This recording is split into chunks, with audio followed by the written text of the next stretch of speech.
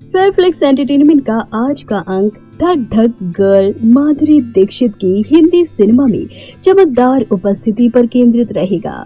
माधुरी ने अपने समय में 2 पीढ़ी के कलाकारों के साथ लीड रोल किया था, जिसमें राजेश खन्ना और उनके पुत्र अक्षय खन्ना दोनों के साथ बतौर नायिका काम करके एक रिकॉर्ड तैयार किया। दोस्तों, युवा दिलों की धड़कन माधुरी दीक्षित की बात करने से पहले एक बात कहने से हम अपने आप को रोक नहीं सकते हैं, और वो ये है कि अपने जमाने की सबसे सफल अभिनेत्री रही माधुरी दीक्षित अपने सारे सपने माया नगरी मुंबई में पूरे करते दिखी। ये वही माया नगरी है जहाँ सपने देखने तो बहुत से लोग आते हैं, मगर उन्हें साकार कर पाने वाले लोग बहुत ही कम हुआ करते हैं। माधुरी दीक्षित उन भाग्यशाली लोगों में से एक हैं जिन्होंने जो सपना देखा वो पाया। एक बार माधुरी दीक्षित ने किसी पत्रकार से ये पूछने पर आपका क्या सपना है, ये कहा था कि सपने के मामले में मैं बहुत गरीब हूँ, क्योंकि मैंने सारे सपने देख डाले हैं और उन्हें साकार भी कर लिए हैं।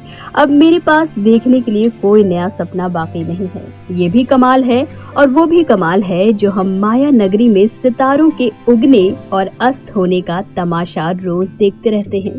बहरहाल, हम अपनी बात आगे बढ़ाते हैं। माधुरी दीक्षित ने भारतीय हिंदी फिल्मों में एक ऐसा मुकाम तय कर लिया है जिसे आज की अभिनेत्रियां अपने लिए आदर्श मानती हैं।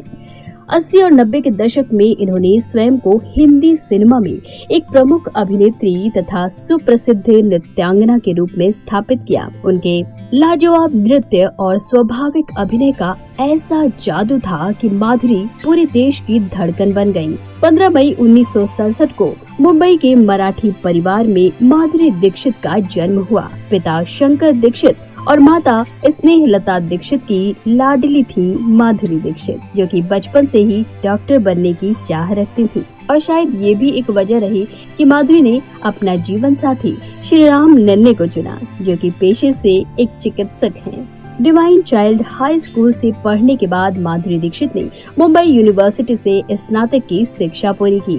बचपन से ही उन्हें नृत्य में रुचि थी, जिसके लिए माधुरी ने 8 साल तक कथक का प्रशिक्षण लिया।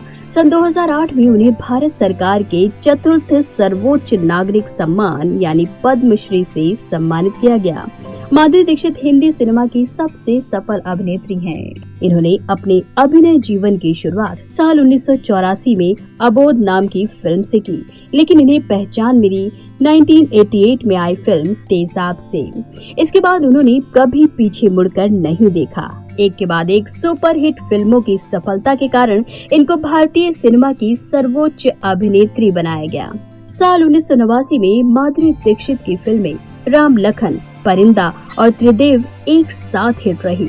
इसके बाद 1990 में किशन कन्हैया और दिल फिल्में रिलीज हुई, जिनमें दिल फिल्म में उन्होंने एक अमीर तथा बिगड़ैल लड़की का किरदार निभाया था, जो एक साधारण परिवार के लड़के से इश्क कर बैठती है और उससे शादी के लिए अपनों से बगावत कर बैठती है। इनके इस किरदार के लिए उन्हें फिल्म फेयर सर्वश्रेष्ठ अभिनेत्री का पुरस्कार मिला।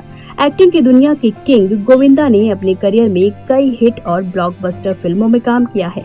करिश्मा कपूर के साथ तो उनकी जोड़ी काफी पसंद की जाती थी, लेकिन बहुत कम लोग जानते हैं कि गोविंदा माधुरी दीक्षित को बहुत पसंद किया करते थे। वो तो उनसे शादी भी करना चाहते थे, और ये हम नहीं कह रहे, खुद गोविंदा ने इस बात का खुलासा एक इंटरव्यू में किया था। माधुरी दीक्षित की कुछ खास फिल्में बेटा साल 1992 में रिलीज हुई थी, हम आपके हैं कौन साल 1994 में और साल 1997 में रिलीज हुई फिल्म दिल तो पागल है सुपर हिट फिल्म रही। इन फिल्मों में अभिनय के लिए माधुरी दीक्षित को 4 फिल्म फेयर बेस्ट एक्ट्रेस पुरस्कार प्रदान किए गए। इन वर्षों में इनकी व्यावसायिक रूप से सफल फिल्में थीं त्रिदेव, थानेदार, किशन कन्हैया, साजन, खलनायक और राजा। व्यावसायिक फिल्मों में सफलता के साथ साथ उन्हें कुछ अन्य फिल्मों के लिए भी बहुत प्रशंसा मिली, जिनमें प्रेम प्रतिज्ञा, परिंदा, अंजाम, मृत्युदंड, पुकार और लज्जा शामिल है। साल 2002 में आई मशहूर फिल्म देवदास में बेस्ट सपोर्टिंग एक्ट्रेस के लिए माधुरी दीक्षित को चंद्रमुखी का किरदार निभाने के लिए फिल्म फेयर अवार्ड प्रदान किया गया था। इसके बाद माधुरी दीक्षित ने कुछ दिनों तक फिल्मों से दूरी बनाए रखी और साल 2007 में फिल्म आजा नचले से दोबारा फिल्मी दुनिया में कदम रखा। लेकिन इसके बाद उनका फिल्मों में आना कुछ कम सा हो गया। साल 2009 में उन्होंने टोटल धमाल नाम की कॉमेडी फिल्म में धमाकेदार वापसी की। 2014 की फिल्म डेढ़ इश्किया भी काफी सराही गई। इन फिल्मों के बाद उन्होंने डांस रियलिटी शो झलक दिखलाजा में जज के रूप में कुछ शोज जज किए। माधुरी दीक्षित 1990 और साल 2000 के 2 दशकों तक हिंदी सिनेमा की सबसे महंगी अदाकारा रही हैं। माधुरी फोर्ब्स इंडिया की 100 सेलिब्रिटीज में शामिल रही हैं।